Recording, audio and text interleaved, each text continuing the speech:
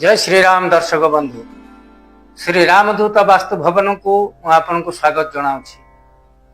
आमे पूर्व वीडियो माध्यम विचार करथिले गृह रे वास्तु दोष अछि बोली आपण माने किपरि जानिबे ता पई मु 8टी कारण मध्य आपन को जणाइथिली।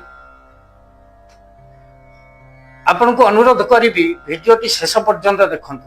मोर प्रत्येक वीडियो रो शेष रे वास्तु जनित दोष पई प्रतिकार मध्य देबी।